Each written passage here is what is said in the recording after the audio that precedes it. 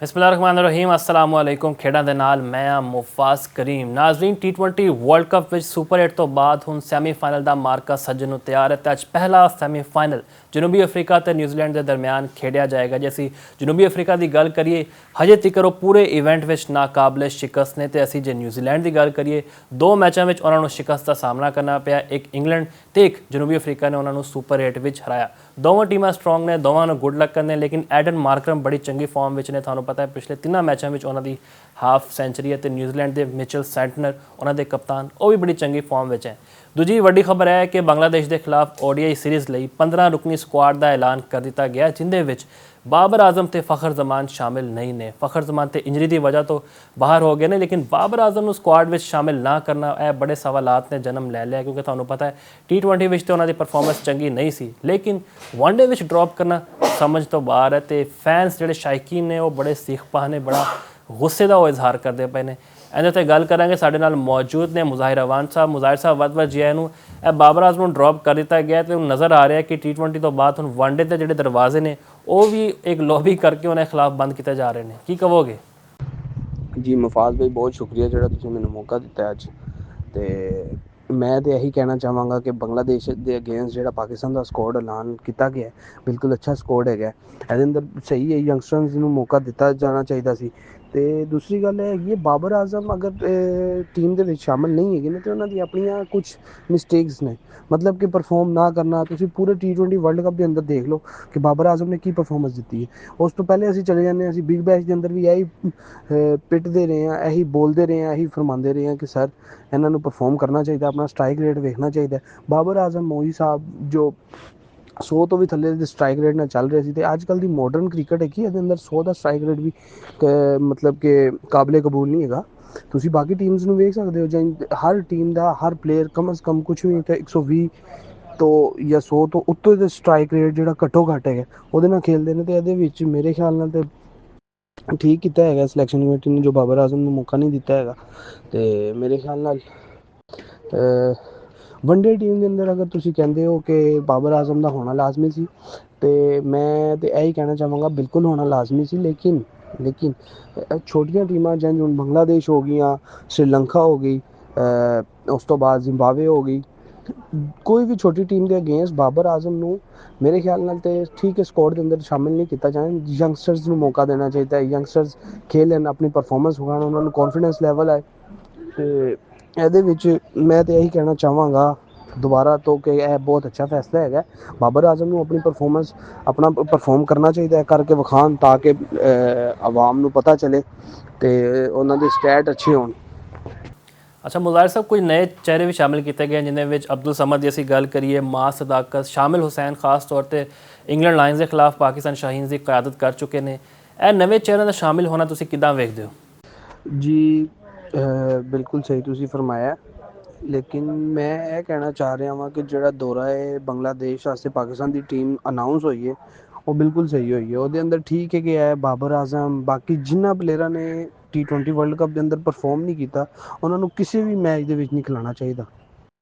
ਕਿਉਂਕਿ ਅਗੇਂਸਟ ਬੰਗਲਾਦੇਸ਼ ਅਗਰ ਤੁਸੀਂ ਇਹ ਸੀਰੀਜ਼ ਖੇਲਣ ਜਾ ਰਹੇ ਹੋ ਤਾਂ ਮੇਰੇ ਖਿਆਲ ਨਾਲ ਤਾਂ ਜਿਹੜੇ ਲੋਕ ਹੈਗੇ ਨੇ, ਨਵੇਂ ਪਲੇਅਰਸ ਜਿਹੜੇ ਹੈਗੇ ਨੇ, ਜਿਹੜੇ ਆ ਰਹੇ ਨੇ, ਉਹਨਾਂ ਨੂੰ ਮੌਕਾ ਦੇਣਾ ਚਾਹੀਦਾ। ਸੋਰੀ। ਅਤੇ ਬਾਬਰ ਆਜ਼ਮ ਅਗਰ ਟੀਮ ਤੋਂ ਬਾਹਰ ਨੇ ਤਾਂ ਉਹਨਾਂ ਦੀ ਆਪਣੀ ਵਜ੍ਹਾ ਹੈ, ਕਿਉਂ ਸਾਰੇ ਪਾਕਿਸਤਾਨ ਨੂੰ ਉਹਨਾਂ 'ਤੇ ਉਮੀਦਾਂ ਸੀ ਕਿ ਅੱਛਾ ਪਰਫੋਰਮ ਕਰਨਗੇ, ਸਾਰਾ ਕੁਛ ਕਰਨਗੇ। ਉਹਨਾਂ ਨੇ ਸਾਨੂੰ ਕੋਈ ਪਰਫੋਰਮੈਂਸ ਨਹੀਂ ਵਿਖਾਈ। ਮੈਂ ਤਾਂ ਕਹਿੰਦਾ ਕਿ ਉਹਨਾਂ ਨੂੰ ਥੋੜ੍ਹਾ ਅਰਸਾ ਇੰਝ ਹੀ ਬਾਹਰ ਬਿਠਾਉਣ ਤਾਂ ਕਿ ਉਹ ਆਪਣੀ ਟੈਕਨੀਕ 'ਤੇ ਕੰਮ ਕਰਨ, ਤਾਂ ਕਿ ਉਹਨਾਂ ਨੂੰ ਪਤਾ ਚੱਲੇ ਕਿ ਮੇਰੀ ਕੀ ਗਲਤੀਆਂ ਨੇ, ਕੀ ਮੈਂ ਆਪਣੇ ਆਪ 'ਚ ਬਿਹਤਰੀ ਲਿਆਉਣਾ ਚਾਹੁੰਦਾ ਹਾਂ। ਦੂਸਰੀ ਗੱਲ ਇਹ ਹੈਗੀ ਹੈ ਕਿ ਜਿਹੜੇ ਨਵੇਂ ਬੱਚੇ ਸ਼ਾਮਿਲ ਕੀਤੇ ਗਏ ਨੇ, ਜਿਹਦੇ ਵਿੱਚ ਹੁਸੈਨ ਹੈ, ਅਬਦੁਲ ਸਮਦ ਹੈ, ਸਾਦ ਮਸੂਦ ਹੈ, ਅਤੇ ਇਹਨਾਂ ਨੂੰ ਮੇਰੇ ਖਿਆਲ ਨਾਲ ਤਾਂ ਅੱਛੀ ਗੱਲ ਹੈ ਕਿ ਐਸੀ ਛੋਟੀ ਟੀਮਾਂ ਦੇ ਖਿਲਾਫ ਅਗਰ ਉਹਨਾਂ ਨੂੰ ਤੁਸੀਂ ਦੋਗੇ ਮੌਕਾ, ਅਤੇ ਉਹਦੇ ਅੰਦਰ ਇਹ ਹੋਏਗਾ ਕਿ ਉਹ ਪਰਫੋਰਮ ਕਰਨਗੇ, ਉਹਨਾਂ ਦਾ ਕੌਨਫੀਡੈਂਸ ਲੈਵਲ ਉੱਤੇ ਆਏਗਾ, ਜਿਹਦੇ ਵਿੱਚ ਫਾਇਦਾ ਪਾਕਿਸਤਾਨੀ ਟੀਮ ਨੂੰ ਹੋਏਗਾ। ਉਹਦੇ ਨਾਲ ਇਹ ਹੈਗਾ ਕਿ ਮੇਰੇ ਖਿਆਲ ਨਾਲ ਤਾਂ ਇਹਨਾਂ ਨੂੰ ਪੂਰਾ ਮੌਕਾ ਦੇਣਾ ਚਾਹੀਦਾ ਹੈ ਅਗੇਂਸਟ, ਅਗਰ ਕੋਈ ਇਸ ਤੋਂ ਇਲਾਵਾ ਸ਼੍ਰੀਲੰਕਾ ਦੀ ਸੀਰੀਜ਼ ਹੁੰਦੀ ਹੈ, ਜ਼ਿੰਬਾਬਵੇ ਦੀ ਸੀਰੀਜ਼ ਹੁੰਦੀ ਹੈ, ਛੋਟੀਆਂ ਟੀਮਾਂ ਤੋਂ ਬਾਅਦ ਇਹਨਾਂ ਨੂੰ ਵੱਡੀਆਂ ਟੀਮਾਂ ਦੇ ਅਗੇਂਸਟ ਵੀ ਖਿਲਾਉਣਾ ਚਾਹੀਦਾ, ਤਾਂ ਕਿ ਇਹਨਾਂ ਦੀ ਪਰਫਾਰਮੈਂਸ ਤੋਂ ਪਤਾ ਚੱਲੇ ਤੇ ਇਹਨਾਂ ਨੂੰ ਕੌਨਫੀਡੈਂਸ ਆਵੇ, ਕਿਉਂਕਿ ਹੁਣ ਜਿਹੜੇ ਸਾਡੇ ਸੀਨੀਅਰ ਪਲੇਅਰ ਨੇ ਉਹ ਜਿਹੋ ਜਿਹੀ ਪਰਫਾਰਮੈਂਸ ਵਿਖਾ ਰਹੇ ਨੇ, ਉਹਨਾਂ ਤੋਂ ਚੰਗਾ ਤਾਂ ਇਹੀ ਹੈਗਾ ਕਿ ਅਸੀਂ ਜਿੰਨੇ ਵੀ ਯੰਗ ਪਲੇਅਰ ਹੈਗੇ ਨੇ ਉਹਨਾਂ ਨੂੰ ਮੌਕਾ ਦਈਏ। ਕੀ ਹੋਏਗਾ, ਹਾਰਨਾ ਤੇ ਸਾਡੇ ਸੀਨੀਅਰਸ ਪਲੇਅਰ ਨੇ ਵੀ ਹੈਗਾ ਤੇ ਹਾਰਨਾ ਸਾਡੇ ਜੂਨੀਅਰਸ ਨੇ ਵੀ, ਔਰ ਹੋ ਸਕਦਾ ਮੇਰੇ ਖਿਆਲ ਨਾਲ ਤਾਂ ਜੂਨੀਅਰ ਸਾਡੇ ਜ਼ਿਆਦਾ ਬਿਹਤਰ ਖੇਲਣ। ਤੇ ਬਾਕੀ ਮੈਂ ਤਾਂ ਇਹੀ ਕਹਿਣਾ ਚਾਹਾਂਗਾ ਕਿ ਬਿਲਕੁਲ ਠੀਕ ਕੀਤਾ ਜੋ ਵੀ ਸਿਲੈਕਸ਼ਨ ਕਮੇਟੀ ਨੇ ਅਨਾਊਂਸ ਕੀਤਾ ਜਿਨ੍ਹਾਂ ਪਲੇਅਰਾਂ ਨੂੰ ਬਾਹਰ ਬਿਠਾਇਆ, ਇਹਨਾਂ ਦਾ ਇਹੀ ਬਣਦਾ ਸੀ ਕਿ ਇਹਨਾਂ ਨੂੰ ਬਾਹਰ ਬਿਠਾਉਣ ਤਾਂ ਕਿ ਇਹਨਾਂ ਨੂੰ ਥੋੜ੍ਹੀ ਹੋਵੇ ਕਿ ਯਾਰ ਇਹਨਾਂ ਲੋਕਾਂ ਨੂੰ ਸਮਝ ਨਹੀਂ ਆ ਰਹੀ ਕਿ ਅਸੀਂ ਹਾਰੀ ਜਾ ਰਹੇ ਹਾਂ। ਹਾਲਾਂਕਿ ਇਤਨੀ ਅੱਛੀ ਟੀਮ ਹੋਣ ਦੇ ਬਾਵਜੂਦ ਵੀ ਇਹਨਾਂ ਨੇ ਜੋ T20 ਦੇ ਅੰਦਰ ਪਰਫਾਰਮੈਂਸ ਦਿੱਤੀ ਹੈ ਉਹ ਤਾਂ ਬਿਲਕੁਲ ਮੇਰੇ ਖਿਆਲ ਨਾਲ ਤਾਂ ਡਿਸਅਪੋਇੰਟ ਕਰਨ ਵਾਲੀ ਗੱਲ ਹੈ। ਕੋਈ ਫਾਇਦਾ ਨਹੀਂ ਹੈਗਾ ਉਸ ਗੱਲ ਦਾ। ਅਤੇ ਬਾਕੀ ਹੁਣ ਦੇਖਦੇ ਹਾਂ ਅੱਗੇ ਕੀ ਸਾਡੀ ਸਿਲੈਕਸ਼ਨ ਕਮੇਟੀ, ਸਾਡਾ PCB ਕੀ ਐਕਸ਼ਨ ਲੈਂਦਾ ਇਹਦੇ 'ਤੇ, ਕੀ ਵੇਖਦਾ ਕਿ ਅਗਰ ਤਾਂ ਤੁਸੀਂ ਖਾਲੀ ਫੋਲੋਅਰਸ ਵਾਲੇ ਪਲੇਅਰਸ ਮਤਲਬ ਫੈਨ ਬੇਸ ਪਲੇਅਰਸ ਹੀ ਅਗਰ ਤੁਸੀਂ ਖਿਲਾਓਗੇ ਅਤੇ ਉਹਦੇ ਨਾਲ ਪਾਕਿਸਤਾਨ ਦੀ ਕ੍ਰਿਕਟ ਨੂੰ ਫਾਇਦਾ ਹੈ ਜਾਂ ਨੁਕਸਾਨ ਹੈ, ਜਾਂ ਤੁਸੀਂ ਟੈਲੈਂਟ ਨੂੰ ਪ੍ਰਮੋਟ ਕਰੋਗੇ। ਇਹ ਹੁਣ ਅਸੀਂ PCB ਤੋਂ ਵੇਖਦੇ ਹਾਂ ਮਾਮਲਾਤ। ਬਾਕੀ ਜਿਹੜਾ ਅੱਜ ਤੋਂ T20 ਦੇ ਅੰਦਰ ਜਿਹੜਾ ਮੈਚ ਹੋਣ ਜਾ ਰਿਹਾ ਨਿਊਜ਼ੀਲੈਂਡ ਅਤੇ ਜਨੂਬੀ ਅਫਰੀਕਾ ਦਾ, ਦੋਨੋਂ ਬਹੁਤ ਟਫ ਟੀਮਸ ਹੈਗੀਆਂ ਨੇ। ਤੁਸੀਂ ਵੇਖ ਸਕਦੇ ਹੋ ਜਿੰਝ ਉਹਨਾਂ ਨੇ ਸਭ ਤੋਂ ਪਹਿਲੇ ਤਾਂ ਅਸੀਂ ਗੱਲ ਕਰ ਲੈਂਦੇ ਹਾਂ ਨਿਊਜ਼ੀਲੈਂਡ ਦੀ। ਨਿਊਜ਼ੀਲੈਂਡ ਨੇ ਜਿੰਝ ਸ਼੍ਰੀਲੰਕਾ ਨੂੰ ਹਰਾਇਆ, ਅਨਬਿਲੀਵੇਬਲ ਸੀ। ਲੱਗਦਾ ਨਹੀਂ ਸੀ ਕਿ ਸ਼੍ਰੀਲੰਕਾ ਇੰਨੀ ਈਜ਼ੀ ਹਾਰ ਜਾਏਗਾ। ਅਤੇ ਦੂਸਰਾ ਪੂਰਾ ਕੰਬੀਨੇਸ਼ਨ ਉਹਨਾਂ ਦਾ ਅੱਛਾ ਹੈਗਾ, ਸਪਿਨ ਬੋਲਰਸ ਵੀ ਹੈਗੇ ਨੇ, ਫਾਸਟ ਬੋਲਰਸ ਵੀ ਨਾਲ, ਬੈਟਿੰਗ ਆਰਡਰ ਵੀ ਆਲ ਟੂ ਆਲ ਮੇਰੇ ਖਿਆਲ ਨਾਲ ਤਾਂ ਨਿਊਜ਼ੀਲੈਂਡ ਦੀ ਟੀਮ ਵੀ ਬੈਸਟ ਹੈ। ਉਸ ਤੋਂ ਬਾਅਦ ਤੁਸੀਂ ਸਾਊਥ ਅਫਰੀਕਾ ਦੀ ਗੱਲ ਕਰਦੇ ਹੋ ਅਤੇ ਸਾਊਥ ਅਫਰੀਕਾ ਦੀ ਟੀਮ ਵੀ ਬਹੁਤ ਬੈਸਟ ਹੈ। ਅਤੇ ਮੈਨੂੰ ਜੋ ਪਰਸਨਲੀ ਲੱਗਦਾ, ਮੈਨੂੰ ਇਹੀ ਲੱਗਦਾ ਪਿਆ ਕਿ ਹੋ ਸਕਦਾ ਕਿ ਪਾਕਿਸਤਾਨ ਨਿਊਜ਼ੀਲੈਂਡ ਅਤੇ ਅਫਰੀਕਾ ਦੇ ਮੈਚ ਦੇ ਵਿੱਚ ਅੱਜ ਅਫਰੀਕਾ ਜਿੱਤ ਜਾਏਗੀ ਔਰ ਕੁਆਲੀਫਾਈ ਕਰ ਜਾਏਗੀ ਫਾਈਨਲ ਵਾਸਤੇ। ਬਾਕੀ ਦੇਖਦੇ ਹਾਂ ਅੱਛੀ ਕ੍ਰਿਕਟ ਹੋਏ ਤਾਂ ਕਿ ਸਾਨੂੰ ਵੀ ਮਜ਼ਾ ਆਏ, ਸ਼ਾਇਕੀਨਾਂ ਨੂੰ ਵੀ ਮਜ਼ਾ ਆਏ ਮੈਚ ਵੇਖਣ ਦਾ, ਕਿਉਂਕਿ ਲਾਸਟ ਟਾਈਮ ਹੀ ਜਨੂਬੀ ਅਫਰੀਕਾ ਅਤੇ ਨਿਊਜ਼ੀਲੈਂਡ ਦੋਵਾਂ ਨੇ ਅੱਛਾ ਪਰਫੋਰਮ ਕੀਤਾ ਹੈ ਆਪਣੇ ਮੈਚਾਂ ਦੇ ਵਿੱਚ। ਅਤੇ ਲੋਕ ਕ੍ਰਿਕਟ ਵੇਖਣਾ ਚਾਹੁੰਦੇ ਨੇ ਅਤੇ ਟੀਮ ਜਿਹੜੀ ਮਰਜ਼ੀ ਜਿੱਤੇ। ਅਤੇ ਮੇਰੇ ਖਿਆਲ ਨਾਲ ਤਾਂ ਮੇਰਾ ਜੋ ਖਿਆਲ ਹੈ ਕਿ ਅਫਰੀਕਾ ਅੱਜ ਦਾ ਮੈਚ ਜਿੱਤੇਗੀ ਔਰ ਫਾਈਨਲ ਵਾਸਤੇ ਕੁਆਲੀਫਾਈ ਕਰੇਗੀ। ਅਤੇ ਦੇਖਦੇ ਹਾਂ ਕੀ ਹੁੰਦਾ। ਅੱਛਾ ਮੁਲਾਇਰ ਸਾਹਿਬ, ਅੱਜ ਜਨੂਬੀ ਅਫਰੀਕਾ ਅਤੇ ਨਿਊਜ਼ੀਲੈਂਡ ਦੇ ਦਰਮਿਆਨ ਤੁਹਾਨੂੰ ਪਤਾ ਹੈ ਬੜਾ ਵੱਡਾ ਮੁਕਾਬਲਾ ਹੋਣ ਜਾ ਰਿਹਾ। ਤਾਂ ਜਨੂਬੀ ਅਫਰੀਕਾ ਦੀ ਟੀਮ ਹਰ ਲਿਹਾਜ਼ ਨਾਲ ਮਜ਼ਬੂਤ ਲੱਗ ਰਹੀ ਹੈ। ਮੈਂਟਲੀ ਅਸੀਂ ਗੱਲ ਕਰੀਏ, ਸਟਰੈਂਥ ਅੱਛੀ ਉਹਨਾਂ ਦੀ, ਜਿਵੇਂ ਰਿਕਲਟਨ ਬੈਟਿੰਗ ਕਰਦੇ ਨੇ, ਬ੍ਰੇਵਿਸ ਬੈਟਿੰਗ ਕਰ ਰਹੇ ਨੇ ਮਿਡਲ ਆਰਡਰ ਵਿੱਚ। ਕੀ ਲੱਗਦਾ ਤੁਹਾਨੂੰ, ਵਨ ਸਾਈਡਡ ਮੁਕਾਬਲਾ ਹੋਏਗਾ? ਜੀ ਸਭ ਤੋਂ ਇੰਪੋਰਟੈਂਟ ਸਵਾਲ ਜਿਹੜਾ ਤੁਸੀਂ ਇਹ ਕੀਤਾ ਮੇਰੇ ਕੋਲ ਕਿ ਅੱਜ ਦੇ ਮੈਚ ਦਾ ਕੀ ਬਣੇਗਾ, ਮੈਂ ਤਾਂ ਬਿਲਕੁਲ ਬਹੁਤ ਐਕਸਾਈਟਿਡ ਹੈਗਾ ਅੱਜ ਦਾ ਮੈਚ ਵੇਖਣ ਵਾਸਤੇ।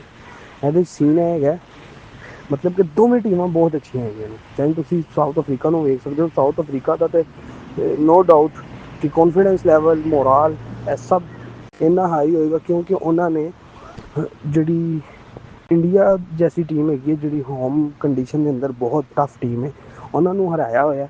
ਅਤੇ ਉਹਦੀ ਵਜ੍ਹਾ ਤੋਂ ਤਾਂ ਮੇਰੇ ਖਿਆਲ ਨਾਲ ਤਾਂ ਸਾਊਥ ਅਫਰੀਕਾ ਬਿਲਕੁਲ ਅੱਛਾ ਪਰਫੋਰਮ ਕਰੇਗੀ। ਦੂਸਰਾ ਨਿਊਜ਼ੀਲੈਂਡ ਨੂੰ ਤੁਸੀਂ ਬਿਲਕੁਲ ਵੀ ਇਹਦੇ 'ਚ ਨਹੀਂ ਕਹਿ ਸਕਦੇ ਕਿ ਉਹ ਅੱਛਾ ਪਰਫੋਰਮ ਨਹੀਂ ਕਰਨਗੇ, ਕਿਉਂਕਿ ਲਾਸਟ ਮੈਚਿਸ ਦੇ ਵਿੱਚ ਨਿਊਜ਼ੀਲੈਂਡ ਨੇ ਪਰਫੋਰਮ ਕੀਤਾ ਸਭ ਤੋਂ ਬਿਹਤਰ, ਅਤੇ ਜਿਹੜਾ ਉਹਨਾਂ ਨੇ ਅਗੇਂਸਟ ਸ਼੍ਰੀਲੰਕਾ ਦੇ ਕੀਤਾ ਉਹ ਵੇਖ ਕੇ ਮੈਚ, ਤਾਂ ਮੈਨੂੰ ਤਾਂ ਇਹੀ ਲੱਗਦਾ ਕਿ ਅੱਛਾ ਮੈਚ ਹੋਏਗਾ, ਅੱਛੀ ਪਰਫੋਰਮੈਂਸ ਹੋਏਗੀ ਹਰ ਚੀਜ਼ ਦੇ ਵਿੱਚ।